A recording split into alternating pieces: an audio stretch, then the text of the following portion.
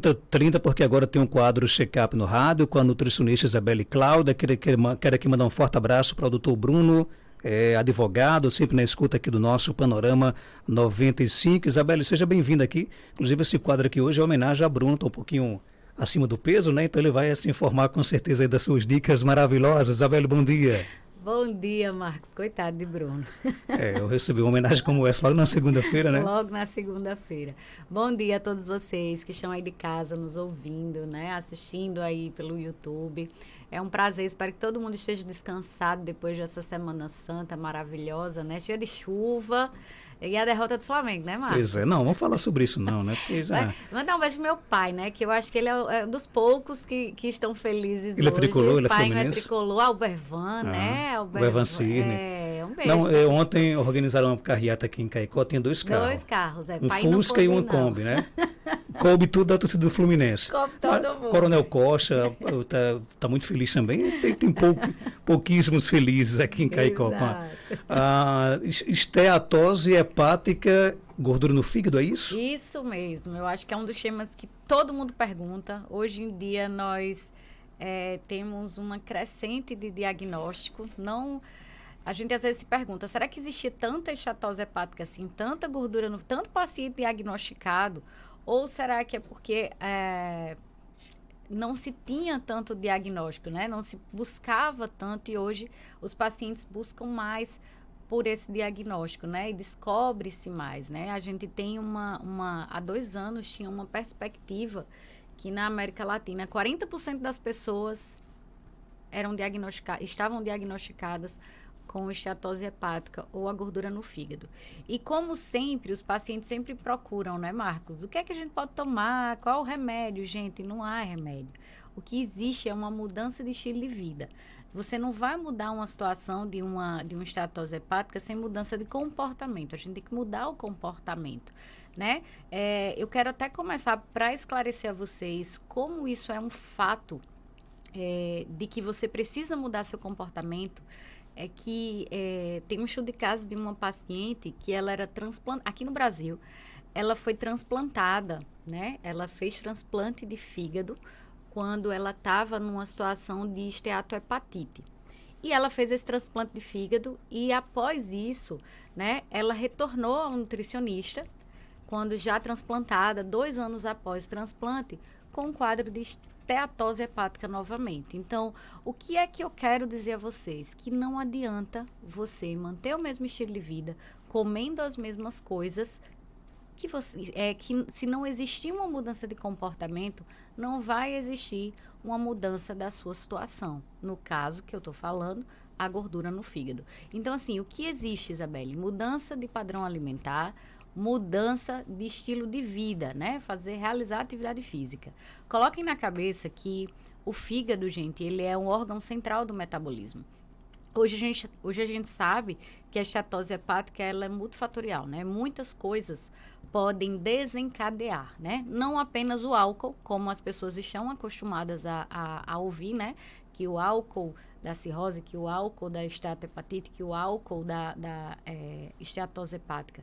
Mas, na verdade, hoje a gente sabe que um dos maiores vilões, né, dentro da alimentação é o alto consumo de carboidratos, as massas. Isabelle, não acredito. Sim, as massas. Então, a esteatose hepática ela está muito ligada também a uma resistência à insulina. Pacientes com resistência à insulina, pacientes com síndrome metabólica, pacientes obesos. Isabelle, pacientes obesos, gente, eu não estou dizendo que quem tem o peso normal, né, que são pessoas eutróficas, não normais, mas eutróficas, segundo índice de massa corporal, então pessoas eutróficas não podem ter jamais, elas podem sim desenvolver, crianças podem desenvolver. Isso vai muito do estilo de vida. Então, assim, o que eu quero trazer para vocês? Tenham cuidado com a resistência à insulina, com a síndrome metabólica, com a obesidade, porque são fatores que desencadeiam, né? Um aumento de chance de desencadear uma esteatose hepática. E aqui eu entraria também na questão intestinal, porque alterações de microbiota intestinal também podem levar a casos de gordura no fígado. Então, assim, que vocês atentem para o alto consumo de carboidratos. Isabelle, mas como seria isso? Aqui a gente fala muito, gente, do consumo de açúcar. A gente vê muito na internet frutose. Ah, mas é porque frutose da gordura no fígado. Gente, pelo amor de Deus. Ouçam, abram os ouvidos agora e escutem aí. Fruta não causa gordura no fígado. Fruta não causa gordura no fígado. Essa frutose que a gente fala é uma frutose vinda do açúcar, tá? Então, o açúcar, ela tem uma moléculazinha que a gente chama sacarose. Metade dela é glicose, metade dela é frutose. E aí, quando a gente para pensar nos carboidratos, a gente tem açúcar adicionado em tudo que vocês imaginarem na indústria, né? Esses produtos industrializados são cheios de açúcar, são cheios de xarope de milho, xarope de tudo que vocês imaginarem, né? Se vocês virarem os ingredientes, a lista de ingredientes lá no rótulo, vocês vão ver cheio de xarope de tudo que vocês imaginarem. Aí é onde vai estar essa frutose. Esqueçam a fruta, tá? Coloquem que essa frutose vai vir do açúcar, né? Do açúcar adicionado aos sucos, do açúcar dos suquinhos de caixinha, do açúcar dos produtos industrializados, daquelas bolachinhas. Então, essa é a frutose que vocês vão consumir em excesso e que vai causar a esteatose hepática, tá? Tem pergunta? Não, pode continuar. Tá, posso continuar. Já a gente faz né? aqui as perguntas. Tá bom. Então, assim, o que é que eu posso pensar? Então, mudança de estilo de vida, mudança de alimentação. Reduzir o consumo desses alimentos industrializados. A gente tem que realmente tirar os alimentos industrializados Eu não vou dizer a palavra tirar, vou dizer evitar o máximo que você puder os alimentos industrializados, porque eles são cheios, né, de açúcares, de sacarose, de todas essas moléculas, né, desses compostos que irão aumentar aí a frutose. E também, gente, a qualidade da gordura. Então, a gente tem uma qualidade de gordura muito ruim na nossa alimentação. Quando eu sempre falo aqui a questão do ômega 3, eu sempre bato no ponto. Meu sonho é que o ômega 3 deixe de ser tido como um suplemento e venha a ser considerado como um complemento alimentar. Uma vez que nós não temos na nossa alimentação um consumo adequado de ômega 3, tá? Então, a gente precisa, um complemento de gordura da nossa dieta, de gordura boa. Nós só temos gorduras, né? A maior parte da gordura que nós temos na qualidade da dieta, desse tipo de dieta que nós fazemos, são gorduras ruins, gorduras inflamatórias, tá? E a gente precisa equilibrar essa gordura com gorduras boas. Mas não só o ômega 3, tá? A gente precisa ter gorduras de peixes, a gente precisa ter gordura do abacate, do azeite, das sementes, das castanhas, são gorduras saudáveis. E aí você faz, Isabela, então quais mudanças eu preciso fazer? Claro, diminuir os carboidratos da dieta. A gente fala muito da dieta low carb. Isabelle, low carb, eu não falo da seita low carb, porque a gente tem uma seita low carb, né? Que as pessoas usam as estratégias que se utilizam na nutrição, modificam ao seu querer e colocam aí gorduras ruins. Low carb, gente, não é você fazer low carb com gordura de porco, né, com bacon, com queijo cheddar, não é isso não, porque as pessoas fazem o low carb, tira carboidrato, coloca só gordura ruim, não é isso, é trazer gorduras boas e diminuir a quantidade de carboidratos refinados, né, a gente tem um porcionamento menor desse carboidrato e não a exclusão. Então, a gente escolhe a qualidade dos carboidratos e muda, né, esse teor o máximo que puder de gorduras, né, tirando margarinas, óleos vegetais, frituras. Então, todo esse teor de frituras que vai na alimentação ruim, a gente modifica também, tá? Então, assim, peço que vocês tenham em mente que para mudar uma situação de esteatose hepática, a gente precisa mudar comportamento e hábito alimentar. E aí a gente traz, mas não existe suplemento, não existe remédio. O mais fidedigno que a gente vê realmente na literatura, né, em estudos, é vitamina E, a gente vê muito. Quando eu falo assim, gente, de forma segura, é porque são estudos que eles trazem, né, biópsia hepática antes e após o uso desses suplementos, né? Então, é algo seguro, com um estudo grande, né? Que a gente pode ter realmente uma confiança maior. Então, a vitamina E, como um potente antioxidante que vai auxiliar nesse funcionamento das células hepáticas. A gente tem o ômega 3. Nesses estudos, né? Um dos maiores que a gente tem exatamente com biópsia, observa que o ômega 3 reduz sim essas transaminases hepáticas, né? E aí ele só não modificou a questão inflamatória, mas modificou, né, e reduziu essas transaminases.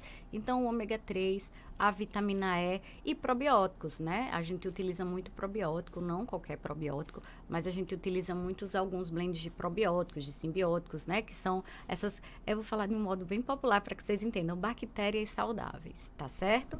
E aí tem alguns outros que as pessoas sempre me perguntam, eu sei que vai ter pergunta sobre silimarina, por que a gente não utiliza tanto? Porque a gente não tem segurança em estudos, tá? São estudos menores, a gente não tem tanta segurança nesses estudos, por isso que eu não falo tanto, mas os outros, sim.